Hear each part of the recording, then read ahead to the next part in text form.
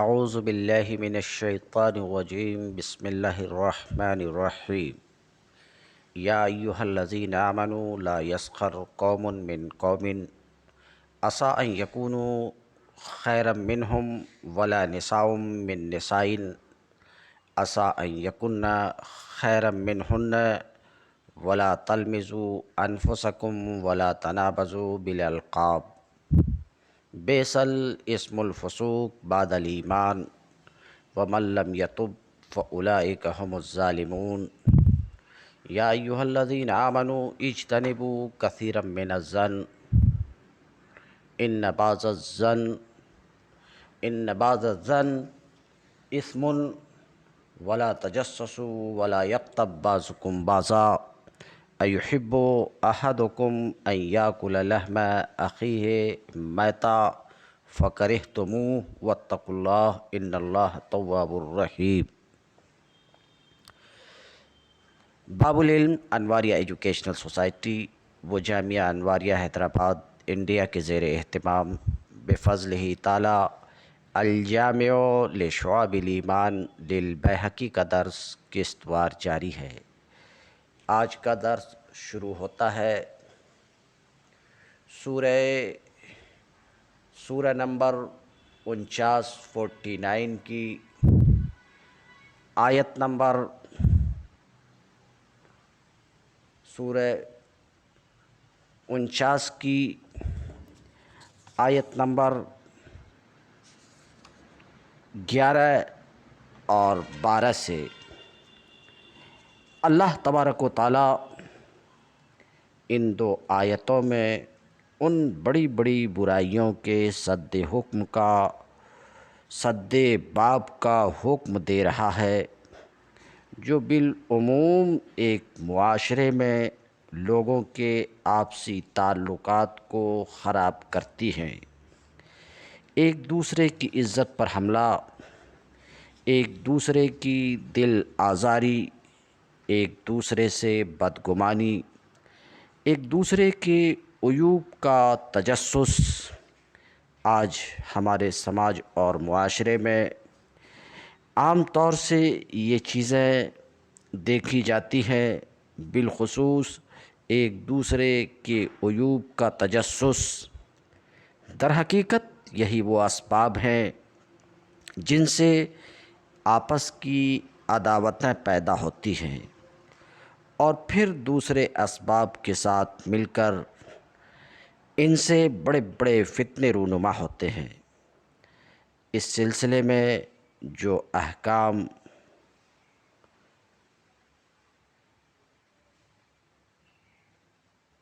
ان آیات مبارکہ میں دیے گئے ہیں، ان کی جو تشریحات احادیث میں ملتی ہیں، ان کی بنا پر ایک مفصل قانون حد کے عزت مرتب کیا جا سکتا ہے۔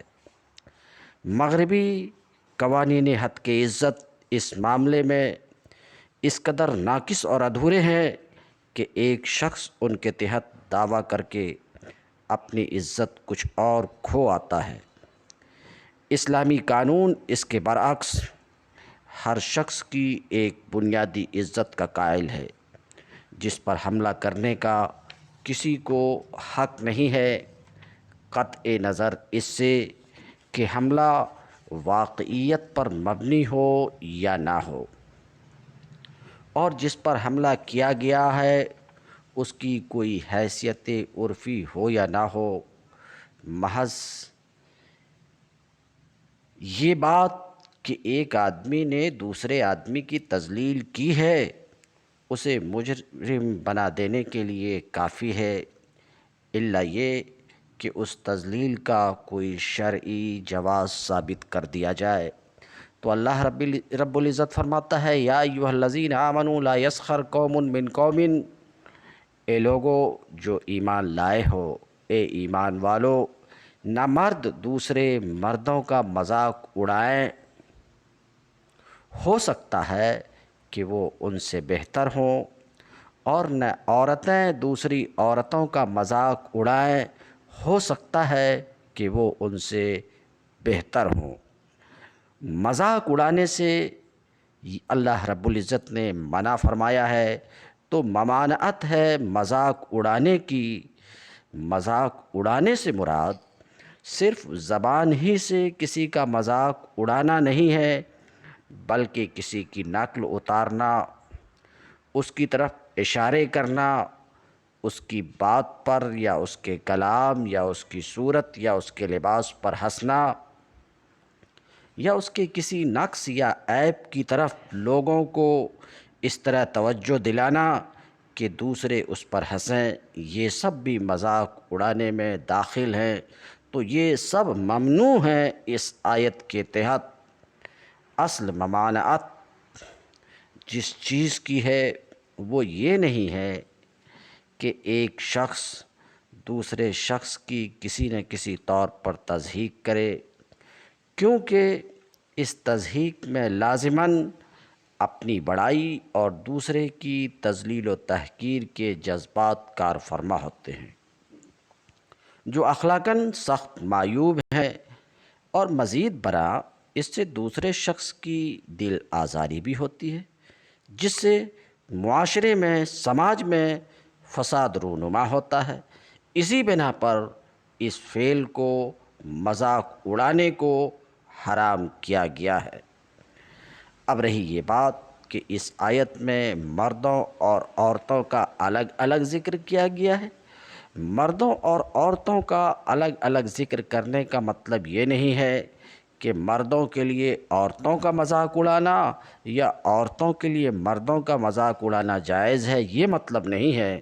دراصل جس وجہ سے دونوں کا ذکر الگ الگ کیا گیا ہے وہ یہ ہے کہ اسلام سرے سے مخلوط سوسائٹی ہی کا قائل نہیں ہے۔ ایک دوسرے کی تضحیک عموماً بے تکلف مجلسوں میں ہوا کرتی ہے، اور اسلام میں یہ گنجائش رکھی ہی نہیں گئی ہے کہ غیر محرم مرد اور عورتیں کسی مجلس میں جمع ہو کر آپس میں ہنسی مذاق کریں۔ اسی لیے اس بات کو ایک مسلم معاشرے میں قابل تصور نہیں سمجھا گیا کہ ایک مجلس میں مرد کسی عورت کا مذاق اڑائیں یا عورتیں کسی دوسرے مرد کا مذاق اڑائیں۔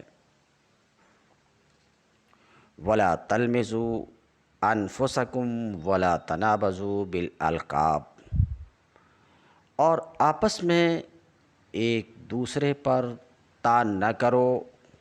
وَلَا تَلْمِزُوا أَنفُسَكُمْ، اور آپس میں ایک دوسرے پر طعن نہ کرو۔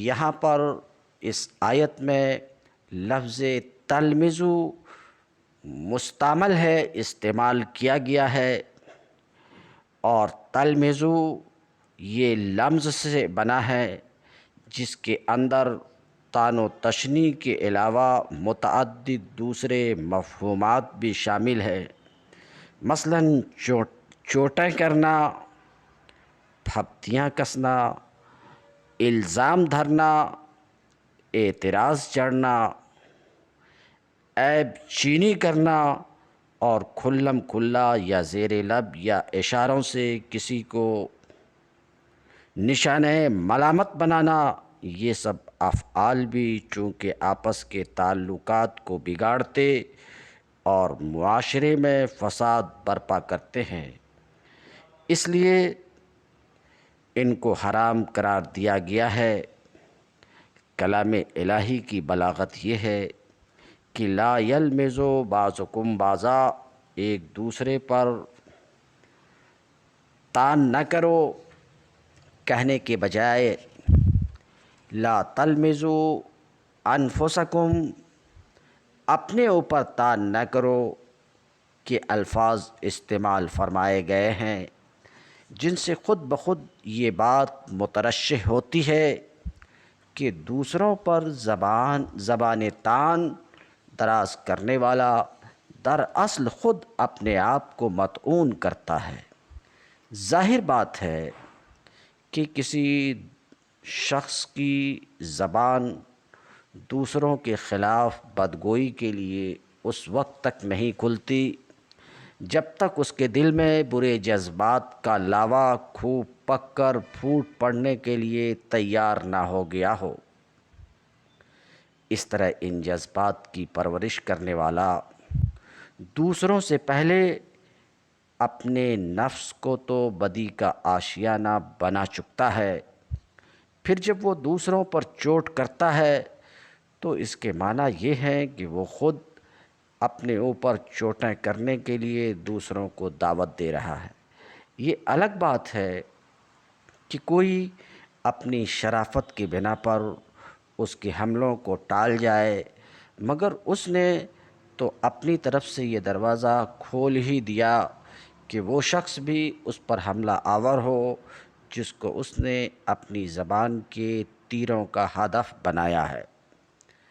آگے اللہ رب العزت ارشاد فرماتا ہے وَلَا تَنَابَزُوا بِالْأَلْقَابِ، اور نہ ایک دوسرے کو برے القاب سے یاد کرو۔ تو آیت کے اس ٹکڑے میں کسی کو برے القاب سے یاد کرنے کی ممانعت ہے۔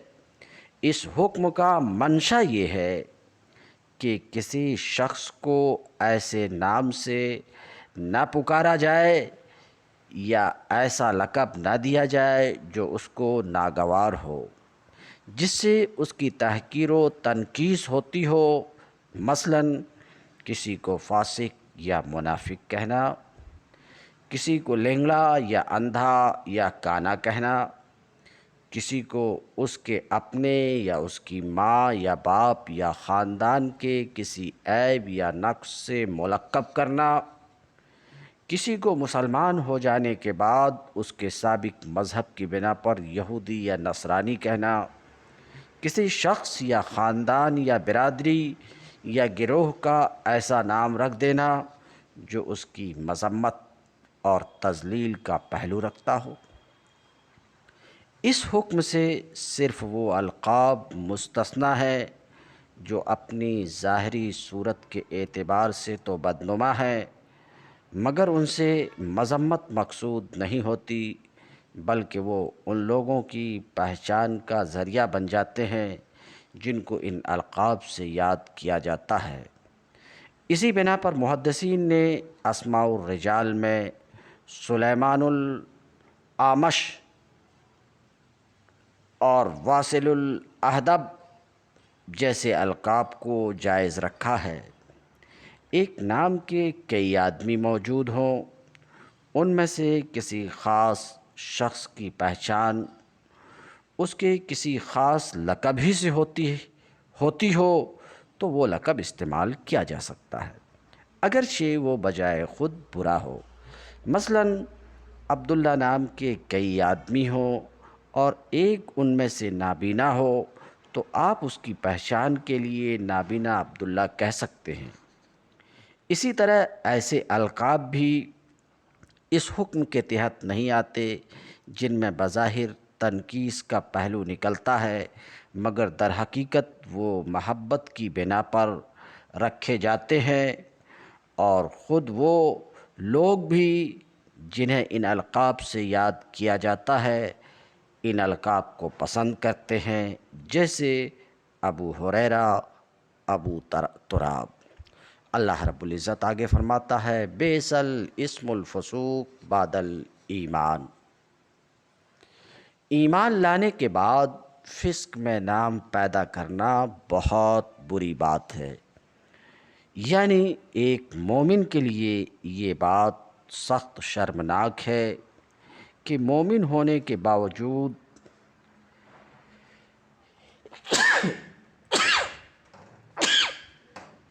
ایک مومن کے لیے یہ بات سخت شرمناک ہے کہ مومن ہونے کے باوجود وہ بد زبانی میں نام پیدا کرے۔ ایک کافر اگر اس لحاظ سے مشہور ہو کہ وہ لوگوں کا مذاق خوب اڑاتا ہے یا پھپتیاں خوب کستا ہے یا برے برے نام خوب تجویز کرتا ہے، تو یہ انسانیت کے لحاظ سے خواہ اچھی شہرت نہ ہو، کم از کم اس کے کفر کو تو زیب دیتی ہے۔ مگر ایک آدمی اللہ اور اس کے رسول اور آخرت پر ایمان لانے کے بعد ایسے ذلیل اوصاف میں شہرت حاصل کرے تو یہ ڈوب مرنے کے لائق بات ہے۔ وَمَن لَّمْ يَتُبْ فَأُولَٰئِكَ هُمُ الظَّالِمُونَ، اور جو لوگ اس روش سے باز نہ آئے وہی ظالم ہے۔ پیچھے جن باتوں سے منع کیا گیا، مذاق اڑانے سے، ایک دوسرے پر طعنہ دینے سے، ایک دوسرے کو برے القاب سے یاد کرنے سے، جن چیزوں سے منع کیا گیا، اللہ رب العزت فرماتے ہیں ان چیزوں سے جو باز نہ آئے وہی ظالم ہے۔ آگے اللہ رب العزت ارشاد فرماتا ہے، یا ایھا الذین آمنوا اجتنبوا کثیرا من الظن، اے لوگو جو ایمان لائے ہو، اے ایمان لانے والو، بہت گمان کرنے سے پرہیز کرو۔ ان بعض الظن اسم، کہ بعض گمان گناہ ہوتے ہیں۔ اس آیت میں مطلقاً گمان کرنے سے منع نہیں کیا گیا ہے، بلکہ بہت زیادہ گمان سے کام لینے اور ہر طرح کے گمان کی پیروی کرنے سے منع کیا گیا ہے، اور اس کی وجہ یہ بتائی گئی ہے کہ بعض گمان گناہ ہوتے ہیں۔ اس حکم کو سمجھنے کے لیے ہمیں تجزیہ کر کے دیکھنا چاہیے کہ گمان کی کتنی قسمیں ہیں اور ہر ایک کی اخلاقی حیثیت کیا ہے۔ تو آئیے گمان کا جائزہ لیتے ہیں۔ ایک قسم کا گمان وہ ہے جو اخلاق کی نگاہ میں نہایت پسندیدہ اور دین کی نظر میں مطلوب اور محمود ہے۔ مثلاً اللہ اور اس کے رسول اور اہل ایمان سے نیک گمان، اور ان لوگوں کے ساتھ حسن ظن جن سے آدمی کا میل جول ہو اور جن کے متعلق بدگمانی کرنے کی کوئی معقول وجہ نہ ہو۔ دوسری قسم کا گمان وہ ہے جس سے کام لینے کے سوا عملی زندگی میں کوئی چارہ نہیں ہے۔ مثلاً عدالت میں اس کے بغیر کام نہیں چل سکتا کہ جو شہادتیں حاکم عدالت کے سامنے پیش ہوں ان کو جانچ کر وہ غالب گمان کی بنا پر فیصلہ کرے، کیونکہ معاملے کی حقیقت کا براہ راست علم اس کو نہیں ہو سکتا، اور شہادتوں کی بنیاد پر جو رائے قائم ہوتی ہے وہ زیادہ تر یقین پر نہیں بلکہ ظن غالب پر مبنی ہوتی ہے۔ اسی طرح بہت سے معاملات میں جہاں کوئی نہ کوئی فیصلہ کرنا ضروری ہوتا ہے اور حقیقت کا علم حاصل ہونا ممکن نہیں ہوتا، انسان کے لیے گمان کی بنیاد پر ایک رائے قائم کرنے کے سوا کوئی چارہ نہیں ہے۔ گمان کی ایک تیسری قسم وہ ہے جو اگرچہ ہے تو بدگمانی مگر جائز نوعیت کی ہے اور اس کا شمار گناہ میں نہیں ہو سکتا۔ مثلاً کسی شخص یا گروہ کی سیرت و کردار میں یا اس کے معاملات اور طور طریقوں میں ایسی واضح علامات پائی جاتی ہوں جن کی بنا پر وہ حسن ظن کا مستحق نہ ہو اور اس سے بدگمانی کرنے کے لیے معقول وجوہ موجود ہوں، ایسی حالت میں شریعت کا مطالبہ یہ ہرگز نہیں ہے کہ آدمی سادہ لوحی برت کر ضرور اس سے حسن ظن ہی رکھے، لیکن اس جائز بدگمانی کی آخری حد یہ ہے کہ اس کے امکانی شر سے بچنے کے لیے بس احتیاط سے کام لینے پر اکتفا کیا جائے، اس سے آگے بڑھ کر محض گمان کی بنا پر اس کے خلاف کوئی کارروائی کر بیٹھنا درست نہیں ہے۔ چوتھی قسم کا گمان جو در حقیقت گناہ ہے وہ یہ ہے کہ آدمی کسی شخص سے بلا سبب بدگمانی کرے یا دوسروں کے متعلق رائے قائم کرنے میں ہمیشہ بدگمانی ہی سے ابتدا کیا کرے۔ یا ایسے لوگوں کے معاملے میں بدظنی سے کام لے، ایسے لوگوں کے معاملے میں بدظنی سے کام لے جن کا ظاہر حال یہ بتا رہا ہو کہ وہ نیک اور شریف ہیں۔ اسی طرح یہ بات بھی گناہ ہے کہ ایک شخص کے کسی قول یا فعل میں برائی اور بھلائی کا یکساں احتمال ہو اور ہم محض سوء ظن سے کام لے کر اس کو برائی ہی پر محمول کریں۔ مثلاً کوئی بھلا آدمی کسی محفل سے اٹھتے ہوئے اپنے جوتے کے بجائے کسی اور کا جوتا اٹھا لے، اور ہم یہ رائے قائم کر لیں کہ ضرور اس نے جوتا چرانے ہی کی نیت سے یہ حرکت کی ہے، حالانکہ یہ فعل بھولے سے بھی ہو سکتا ہے، اور اچھے احتمال کو چھوڑ کر برے احتمال کو اختیار کرنے کی کوئی وجہ بدگمانی کے سوا نہیں ہے۔ اس تجزیے سے یہ بات واضح ہو جاتی ہے کہ گمان بجائے خود کوئی ممنوع چیز نہیں ہے، بلکہ بعض حالات میں گمان پسندیدہ ہے، بعض حالات میں ناگزیر ہے، بعض حالات میں ایک حد تک جائز ہے اور اس سے آگے ناجائز ہے، اور بعض حالات میں بالکل ہی ناجائز ہے۔ اسی بنا پر یہ نہیں فرمایا گیا کہ گمان سے یا بدگمانی سے مطلقاً پرہیز کرو، بلکہ فرمایا یہ گیا کہ بہت زیادہ گمان کرنے سے پرہیز کرو۔ پھر حکم کا منشا واضح کرنے کے لیے مزید یہ بات فرمائی گئی کہ بعض گمان گناہ ہوتے ہیں۔ اس تنبیہ سے خود بخود یہ نتیجہ نکلتا ہے کہ جب کبھی آدمی گمان کی بنا پر کوئی رائے قائم کر رہا ہو یا کسی اقدام کا فیصلہ کرنے لگے تو اسے اچھی طرح جانچ تول کر یہ دیکھ لینا چاہیے کہ میں جو گمان کر رہا ہوں کہیں وہ گناہ تو نہیں ہے۔ کیا فی الواقع اس گمان کی ضرورت ہے؟ کیا اس گمان کے لیے میرے پاس معقول وجوہ ہیں؟ کیا اس گمان کی بنا پر جو طرز عمل میں اختیار کر رہا ہوں وہ جائز ہے؟ یہ احتیاط لازماً ہر وہ شخص کرے گا جو خدا سے ڈرتا ہو۔ اپنے گمان کو مطلق العنان بنا کر رکھنا صرف ان لوگوں کا کام ہے جو خدا سے بے خوف اور آخرت کی باز پرس سے بے فکر ہو۔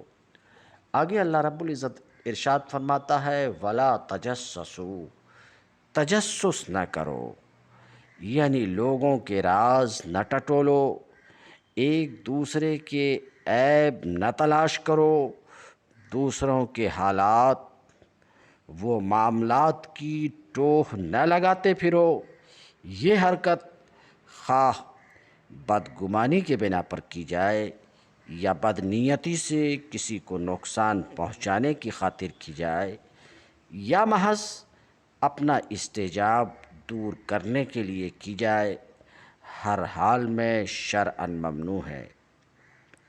ایک مومن کا یہ کام نہیں ہے کہ دوسروں کے جن حالات پر پردہ پڑا ہوا ہے ان کی کھوج کرید کرے اور پردے کے پیچھے جھانک کر یہ معلوم کرنے کی کوشش کرے کہ کس میں کیا عیب ہے اور کس کی کون سی کمزوریاں چھپی ہوئی ہیں۔ لوگوں کے نجی خطوط پڑھنا، دو آدمیوں کی باتیں کان لگا کر سننا، ہمسایوں کے گھروں میں جھانکنا اور مختلف طریقوں سے دوسروں کی خانگی زندگی یا ان کے ذاتی معاملات کی ٹٹول کرنا ایک بڑی بد اخلاقی ہے جس سے طرح طرح کے فساد رونما ہوتے ہیں۔ اسی لیے نبی کریم صلی اللہ علیہ وسلم نے ایک مرتبہ اپنے خطبے میں تجسس کرنے والوں کے متعلق فرمایا یا معاشر من آمن بلسانہ ولم يدخل الایمان قلبہ لا تتبعوا عورات المسلمین فإنه من اتبع عوراتهم يتبع الله عورته ومن يتبع الله عورته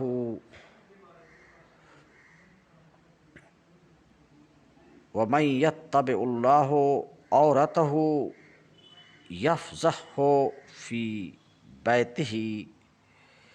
اے لوگو جو زبان سے ایمان لے آئے ہو مگر ابھی تمہارے دلوں میں ایمان نہیں اترا ہے، مسلمانوں کے پوشیدہ حالات کی کھوج نہ لگایا کرو، کیونکہ جو شخص مسلمانوں کی عیوب ڈھونڈنے کے درپے ہوگا اللہ اس کی عیوب کے درپے ہو جائے گا، اور اللہ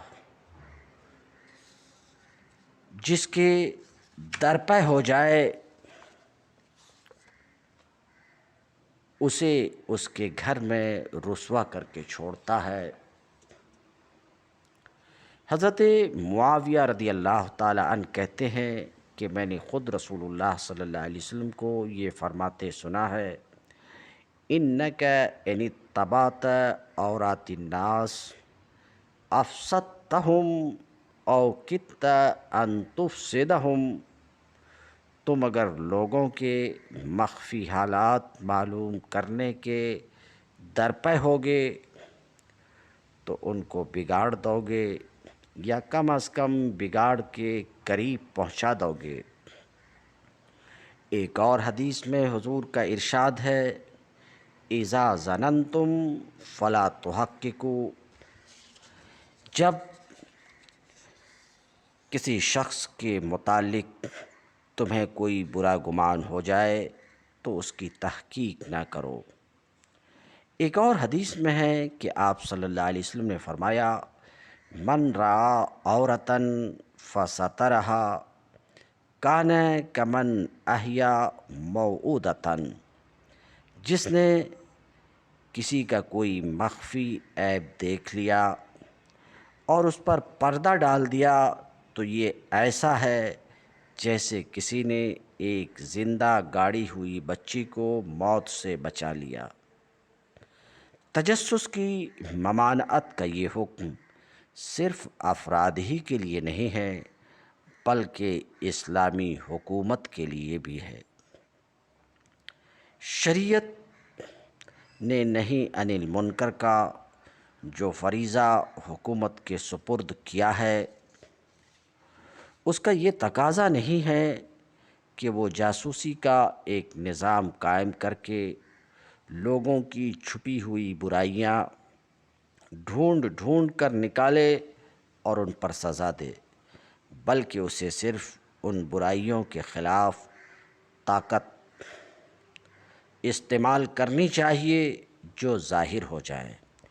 رہیں مخفی خرابیاں تو ان کی اصلاح کا راستہ جاسوسی نہیں ہے بلکہ تعلیم، واعظ و تلقین، عوام کی اجتماعی تربیت اور ایک پاکیزہ معاشرتی ماحول پیدا کرنے کی کوشش ہے۔ اس سلسلے میں حضرت عمر رضی اللہ تعالی عنہ کا یہ واقعہ بڑا سبق آموز ہے کہ ایک مرتبہ رات کے وقت آپ نے ایک شخص کی آواز سنی جو اپنے گھر میں گا رہا تھا۔ آپ کو شک گزرا اور دیوار پر چڑھ گئے، دیکھا کہ وہاں شراب بھی موجود ہے اور ایک عورت بھی۔ آپ نے پکار کر کہا، اے دشمن خدا، کیا تم نے یہ سمجھ رکھا ہے کہ تو اللہ کی نافرمانی کرے گا اور اللہ تیرا پردہ فاش نہ کرے گا؟ اس نے جواب دیا، امیر المومنین جلدی نہ کیجیے، اگر میں نے ایک گناہ کیا ہے تو آپ نے 3 گناہ کیے ہیں۔ اللہ تعالیٰ نے تجسس سے منع فرمایا تھا اور آپ نے تجسس کیا۔ اللہ نے حکم دیا تھا کہ گھروں میں ان کے دروازے سے آؤ اور آپ دیوار پر چڑھ کر آئے۔ اللہ نے حکم دیا تھا کہ اپنے گھروں کے سوا دوسروں کے گھروں میں اجازت لیے بغیر نہ جاؤ، اور آپ میری اجازت کے بغیر میرے گھر میں تشریف لے آئے۔ یہ جواب سن کر حضرت عمر رضی اللہ تعالی عنہ اپنی غلطی مان گئے اور اس کے خلاف انہوں نے کوئی کارروائی نہیں کی، البتہ اس سے یہ وعدہ لے لیا کہ وہ بھلائی کی راہ اختیار کرے گا۔ اس واقعہ سے معلوم ہوا کہ افراد ہی کے لیے نہیں، خود اسلامی حکومت کے لیے بھی یہ جائز نہیں ہے کہ وہ لوگوں کے راز ٹٹول ٹٹول کر ان کے گناہوں کا پتہ چلائے اور پھر انہیں پکڑے۔ یہی بات ایک حدیث میں بھی ارشاد ہوئی ہے، جس میں نبی کریم صلی اللہ علیہ وسلم نے فرمایا، ان الامیر اذا ابتغى الريبة فی الناس افسدہم۔ حکمراں جب لوگوں کے اندر شبہات کے اسباب تلاش کرنے لگے تو وہ ان کو بگاڑ کر رکھ دیتا ہے۔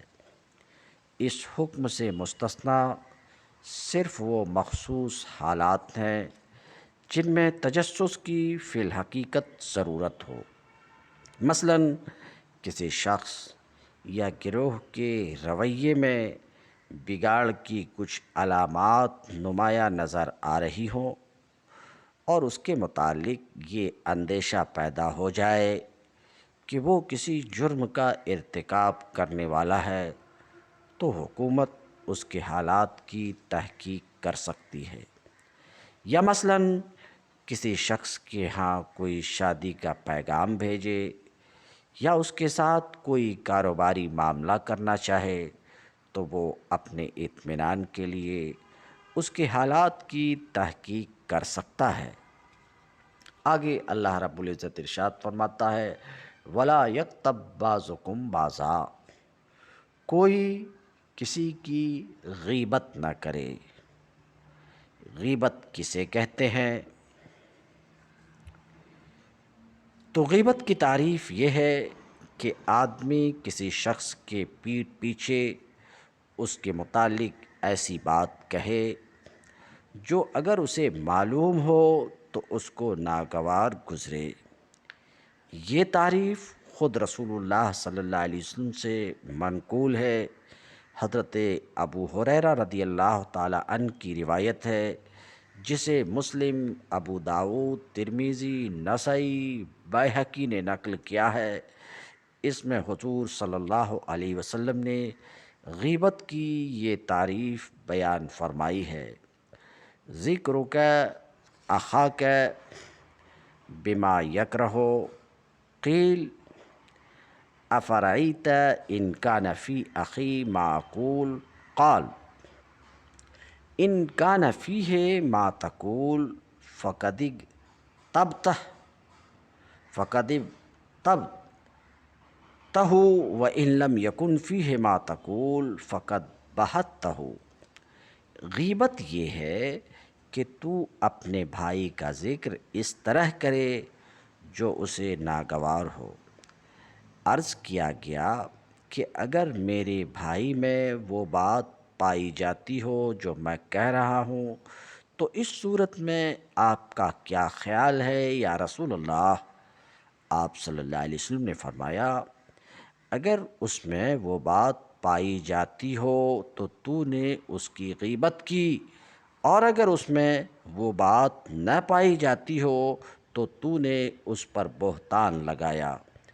ایک دوسری روایت جو مالک نے موطا میں حضرت مطلب بن عبداللہ سے نقل کی ہے، اس کے الفاظ یہ ہیں، ان رجلا سأل رسول اللہ صلی اللہ علیہ وسلم ما الغیبہ فقال ان تذکر من المرء ما یکرہ ان یسمع، قال یا رسول اللہ ان کان حقا قال اذا قلت باطلا فذلک البہتان۔ ایک شخص نے رسول اللہ صلی اللہ علیہ وسلم سے پوچھا غیبت کیا ہے؟ آپ صلی اللہ علیہ وسلم نے فرمایا یہ کہ تو کسی شخص کا ذکر اس طرح کرے کہ وہ سنے تو اسے ناگوار ہو۔ اس نے عرض کیا یا رسول اللہ اگرچہ میری بات حق ہو؟ آپ نے جواب دیا اگر تیری بات باطل ہو تو یہی چیز پھر بہتان ہے۔ ان ارشادات سے معلوم ہوا کہ کسی شخص کے خلاف اس کے پیچھے جھوٹا الزام لگانا بہتان ہے اور اس کے واقعی عیوب بیان کرنا غیبت ہے۔ یہ فعل خواہ صریح الفاظ میں کیا جائے یا اشارہ و کنایہ میں، بہر صورت حرام ہے۔ اس طرح یہ فعل خواہ آدمی کی زندگی میں کیا جائے یا اس کے مرنے کے بعد، دونوں صورتوں میں اس کی حرمت یکساں ہے۔ ابو داؤد کی روایت ہے کہ ماعز بن مالک اسلمی کو جب زنا کے جرم میں رجم کی سزا دی گئی تو نبی کریم صلی اللہ علیہ وسلم نے راہ چلتے ایک صاحب کو اپنے دوسرے ساتھی سے یہ کہتے سن لیا کہ اس شخص کو دیکھو، اللہ نے اس کا پردہ ڈھانک دیا تھا مگر اس کے نفس نے اس کا پیچھا نہ چھوڑا جب تک یہ کتے کی موت نہ مار دیا گیا۔ کچھ دور آگے جا کر راستے میں ایک مردار کی لاش سڑتی ہوئی نظر آئی۔ حضور صلی اللہ علیہ وسلم رک گئے اور ان دونوں اصحاب کو بلا کر فرمایا اتریے اور اس گدھے کی لاش تناول فرمائیے۔ ان دونوں نے عرض کیا یا رسول اللہ اسے کون کھائے گا؟ فرمایا فما قلتما من ارز اخیکما آنفا اشد من اکل منہ۔ ابھی ابھی آپ لوگ اپنے بھائی کی عزت پر جو حرف زنی کر رہے تھے وہ اس مردار کی لاش کھانے سے بہت زیادہ بری تھی۔ اس حرمت سے مستثنی صرف وہ صورتیں ہیں جن میں کسی شخص کے پیٹھ پیچھے یا اس کے مرنے کے بعد اس کی برائی بیان کرنے کی کوئی ایسی ضرورت لاحق ہو جو شریعت کی نگاہ میں ایک صحیح ضرورت ہو، اور وہ ضرورت غیبت کے بغیر پوری نہ ہو سکتی ہو، اور اس کے لیے اگر غیبت نہ کی جائے تو غیبت کی بنسبت زیادہ بڑی برائی لازم آتی ہو۔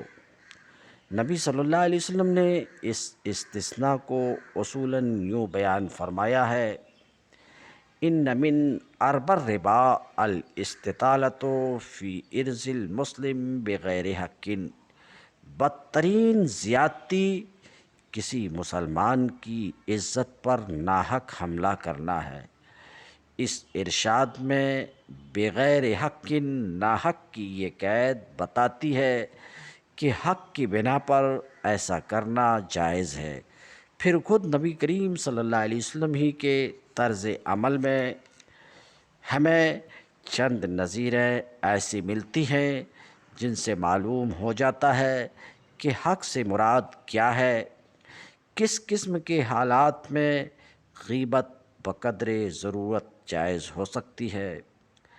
ایک مرتبہ ایک بدو آ کر حضور کے پیچھے نماز میں شامل ہوا اور نماز ختم ہوتے ہی یہ کہتا ہوا چل دیا کہ خدایا مجھ پر رحم کر اور محمد پر، اور ہم دونوں کے سوا کسی کو اس رحمت میں شریک نہ کر۔ حضور صلی اللہ علیہ وسلم نے صحابہ سے فرمایا اتقولون هو اضل ام بعیرہ الم تسمعوا الی ما قال۔ تم لوگ کیا کہتے ہو یہ شخص زیادہ نادان ہے یا اس کا اونٹ؟ تم نے سنا نہیں کہ یہ کیا کہہ رہا تھا؟ یہ بات حضور صلی اللہ علیہ وسلم کو اس کے پیٹھ پیچھے کہنی پڑی، کیونکہ وہ سلام پھیرتے ہی جا چکا تھا۔ اس نے چونکہ حضور کی موجودگی میں ایک بہت غلط بات کہہ دی تھی، اور آپ صلی اللہ علیہ وسلم کا اس پر خاموش رہ جانا کسی شخص کو اس غلط فہمی میں ڈال سکتا تھا کہ ایسی بات کہنا کسی درجے میں جائز ہو سکتا ہے، اس لیے ضروری تھا کہ آپ اس کی تردید فرمائیں۔ ایک خاتون فاطمہ بنت قیس کو دو صاحبوں نے نکاح کا پیغام دیا، ایک حضرت معاویہ، دوسرے حضرت ابو الجہم۔ انہوں نے آ کر حضور سے مشورہ طلب کیا۔ آپ صلی اللہ علیہ وسلم نے فرمایا، معاویہ مفلس ہے اور ابو الجہم بیویوں کو بہت مارتے پیٹتے ہیں۔ رواہ البخاری والمسلم۔ یہاں ایک خاتون کے لیے مستقبل کی زندگی کا مسئلہ درپیش تھا اور حضور سے انہوں نے مشورہ طلب کیا تھا۔ اس حالت میں آپ صلی اللہ علیہ وسلم نے ضروری سمجھا کہ ان دونوں صاحبوں کی جو کمزوریاں آپ کے علم میں ہیں وہ انہیں بتا دیں۔ ایک روز حضور صلی اللہ علیہ وسلم حضرت عائشہ کے ہاں تشریف فرما تھے۔ ایک شخص نے آ کر ملاقات کی اجازت طلب کی۔ حضور صلی اللہ علیہ وسلم نے فرمایا، یہ اپنے قبیلے کا بہت برا آدمی ہے۔ پھر آپ باہر تشریف لے گئے اور اس سے بڑی نرمی کے ساتھ بات کی۔ گھر میں واپس تشریف لائے تو حضرت عائشہ نے عرض کیا، آپ نے تو اس سے بڑی اچھی طرح گفتگو فرمائی، حالانکہ باہر جاتے وقت آپ نے اس کے متعلق وہ کچھ فرمایا تھا جو جواب میں آپ نے فرمایا، ان شر الناس منزلۃ عند اللہ یوم القیامہ من وضعہ او ترکہ الناس اتقاء فحشہ۔ خدا کے نزدیک قیامت کے روز بدترین مقام اس شخص کا ہوگا جس کی بد زبانی سے ڈر کر لوگ اس سے ملنا جلنا چھوڑ دیں۔ رواہ البخاری والمسلم۔ اس واقعے پر غور کیجئے تو معلوم ہوگا کہ حضور صلی اللہ علیہ وسلم نے اس شخص کے متعلق بری رائے رکھنے کے باوجود اس کے ساتھ اچھی طرح بات چیت تو اس لیے کی کہ آپ کا اخلاق اسی کا تقاضا کرتا تھا۔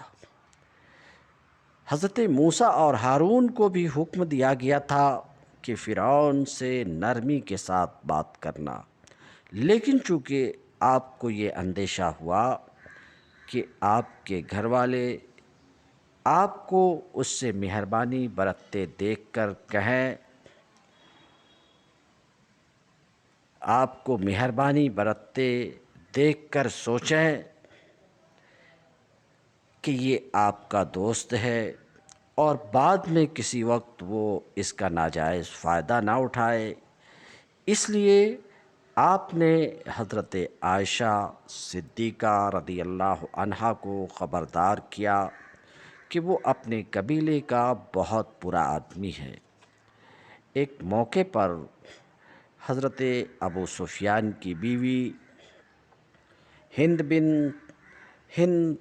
بنت عتبہ نے آ کر حضور سے عرض کیا کہ ابو سفیان ایک بخیل آدمی ہیں، مجھے اور میرے بچوں کو اتنا نہیں دیتے جو ضروریات کے لیے کافی ہو۔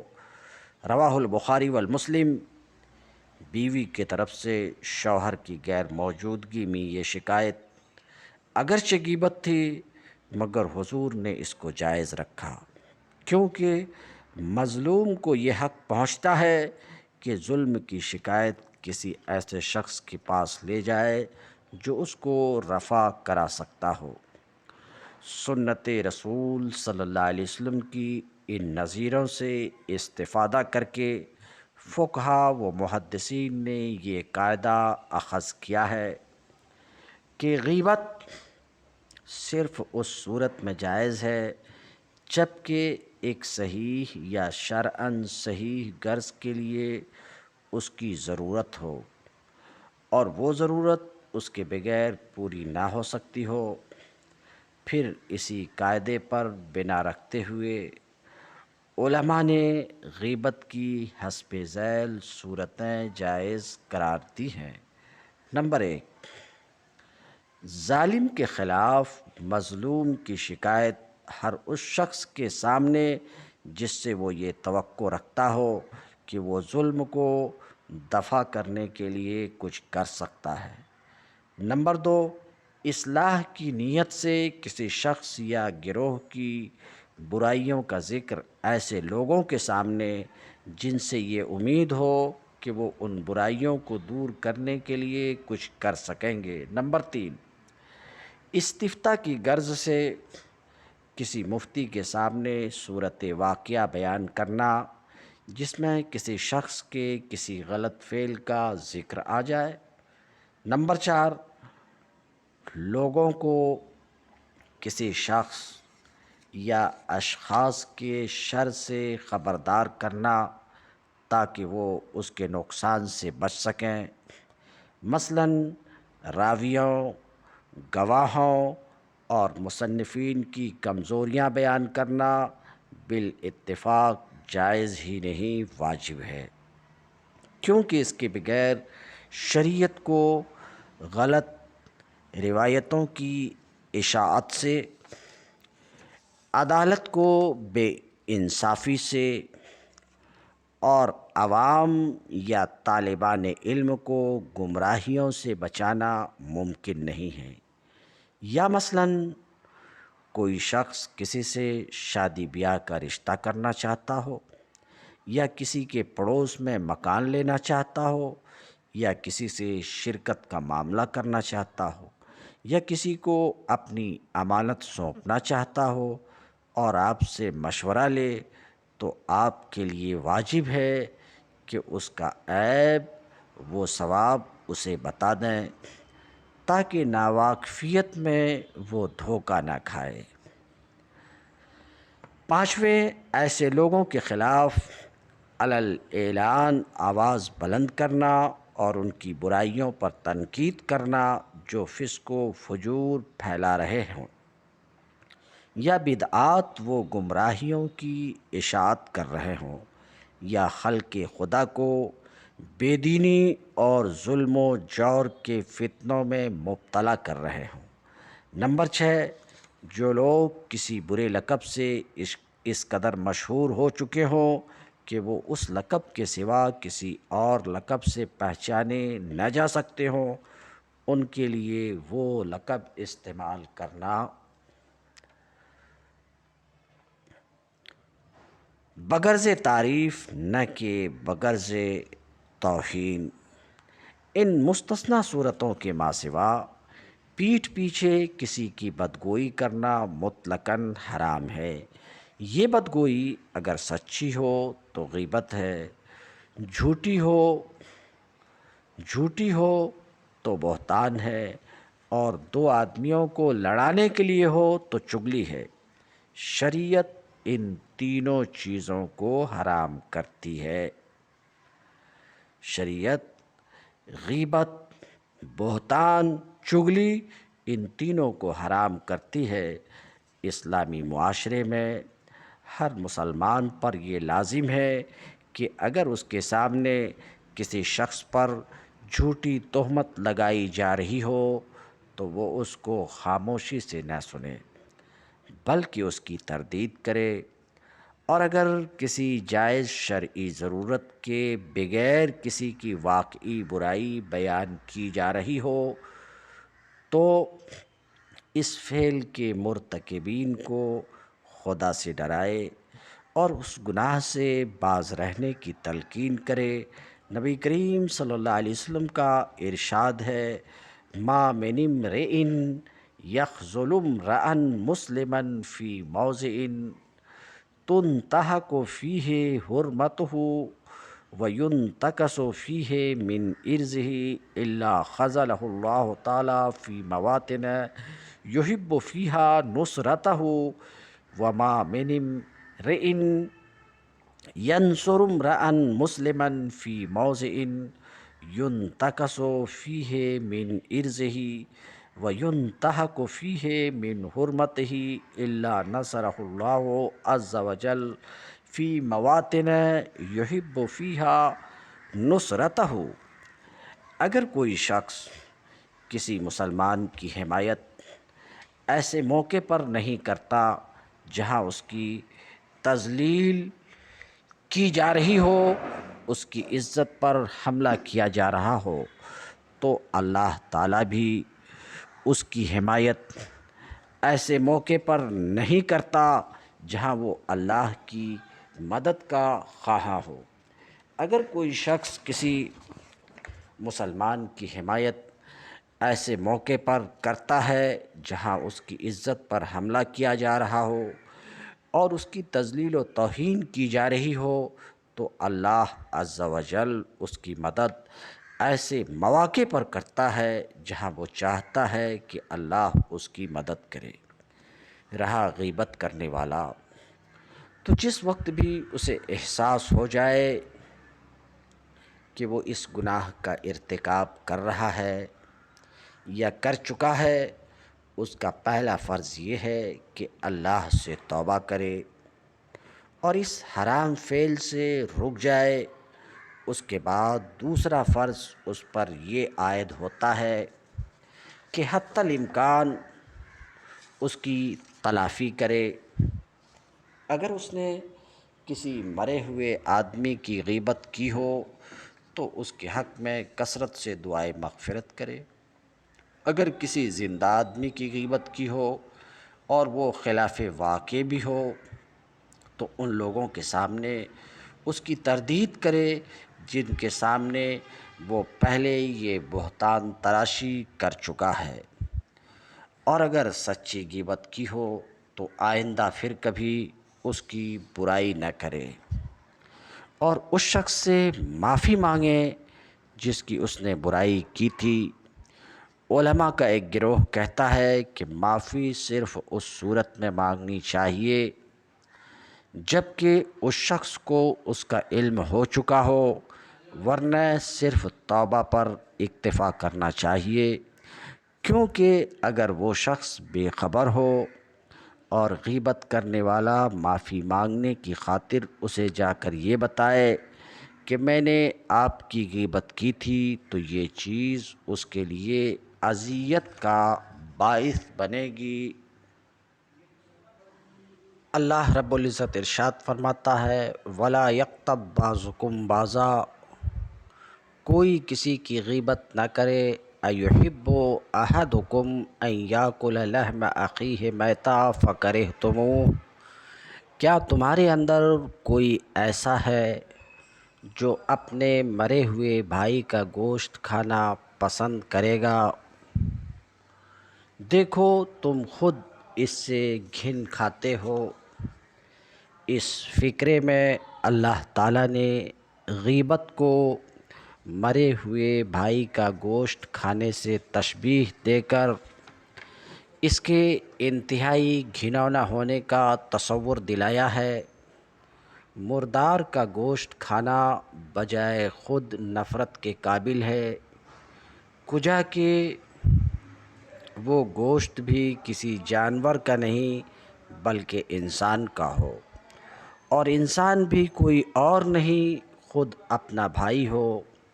پھر اس تشبیہ کو سوالیہ انداز میں پیش کر کے اور زیادہ مؤثر بنا دیا گیا ہے تاکہ ہر شخص اپنے ضمیر سے پوچھ کر خود فیصلہ کرے کہ آیا وہ اپنے مرے ہوئے بھائی کا گوشت کھانے کے لیے تیار ہے۔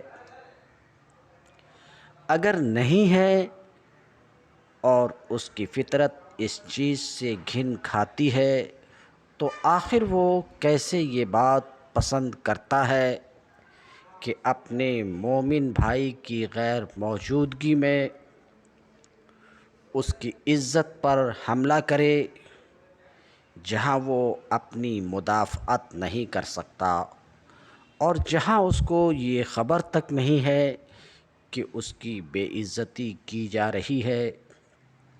اس ارشاد سے یہ بات بھی معلوم ہوئی کہ غیبت کے حرام ہونے کی بنیادی وجہ اس شخص کی دل آزاری نہیں ہے جس کی غیبت کی گئی ہو، بلکہ کسی شخص کی غیر موجودگی میں اس کی برائی کرنا بجائے خود حرام ہے، قطع نظر اس سے کہ اس کو اس کا علم ہو یا نہ ہو۔ اس کو اس فعل سے اذیت پہنچے یا نہ پہنچے۔ ظاہر ہے کہ مرے ہوئے آدمی کا گوشت کھانا اس لیے حرام نہیں ہے کہ مردے کو اس سے تکلیف ہوتی ہے، مردہ بیچارہ تو اس سے بے خبر ہوتا ہے کہ اس کے مرنے کے بعد کوئی اس کی لاش بھگوڑ رہا ہے، مگر یہ فعل بجائے خود ایک نہایت گھناؤنا فعل ہے۔ اسی طرح جس شخص کی غیبت کی گئی ہو اس کو بھی اگر کسی ذریعے سے اس کی اطلاع نہ پہنچے تو وہ عمر بھر اس بات سے بے خبر رہے گا کہ کہاں کس شخص نے کب اس کی عزت پر کن لوگوں کے سامنے حملہ کیا تھا، اور اس کی وجہ سے کس کس کی نظر میں وہ ذلیل و حقیر ہو کر رہ گیا۔ اس بے خبری کی وجہ سے اسے اس غیبت کی سرے سے کوئی اذیت نہ پہنچے گی، مگر اس کی عزت پر بہرحال اس سے حرف آئے گا۔ اس لیے یہ فعل اپنی نوعیت میں مردہ بھائی کا گوشت کھانے سے مختلف نہیں ہے۔ اللہ رب العزت آگے ارشاد فرماتا ہے وَاتَّقُوا اللَّهَ إِنَّ اللَّهَ تَوَّابٌ رَحِيمٌ۔ اللہ سے ڈرو، اللہ بڑا توبہ قبول کرنے والا اور رحیم ہے۔ اللہ رب العزت اگلی آیت میں ارشاد فرماتا ہے یا ایھا الناس انا خلقناکم من ذکر و انثی وجعلناکم شعوبا وقبائل لتعارفوا ان اکرمکم عند اللہ اتقاکم ان اللہ علیم خبیر۔ لوگو، ہم نے تم کو ایک مرد اور ایک عورت سے پیدا کیا ہے۔ ہم نے تم کو ایک مرد اور ایک عورت سے پیدا کیا ہے، یعنی آدم و حوا سے پیدا کیا ہے، اور پھر تمہاری قومیں برادریاں بنا دیں تاکہ تم ایک دوسرے کو پہچانو۔ تو قومیں اور برادریوں میں تمہاری تقسیم شناخت اور پہچان کے لیے ہے، افتخار کے لیے نہیں۔ در حقیقت اللہ کے نزدیک تم میں سب سے زیادہ عزت والا، اللہ کے نزدیک تم میں سب سے زیادہ عزت والا وہ ہے جو تمہارے اندر سب سے زیادہ پرہیزگار ہے۔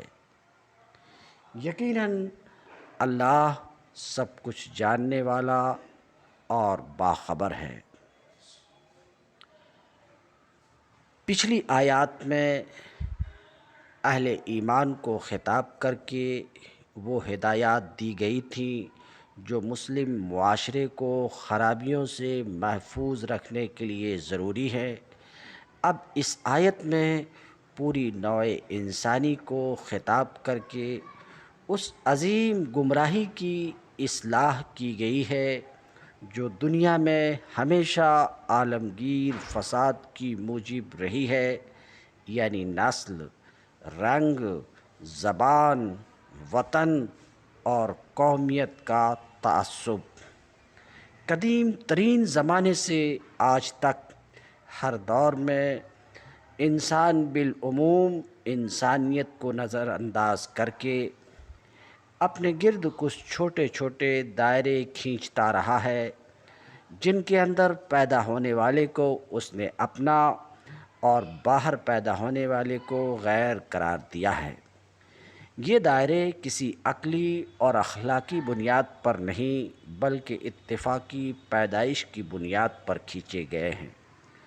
کہیں ان کی بنا ایک خاندان، قبیلے یا نسل میں پیدا ہونا ہے، کہیں ایک جغرافی خطے میں یا ایک خاص رنگ والی یا ایک خاص زبان والی قوم میں پیدا ہو جانا، پھر ان بنیادوں پر اپنے اور غیر کی جو تمیز قائم کی گئی ہے وہ صرف اس حد تک محدود نہیں رہی کہ جنہیں اس لحاظ سے اپنا قرار دیا گیا ہو ان کے ساتھ غیروں کی بنسبت زیادہ محبت اور زیادہ تعاون ہو، بلکہ اس تمیز نے نفرت، عداوت، تحقیر، تذلیل، ظلم و ستم کی بدترین شکلیں اختیار کی ہیں۔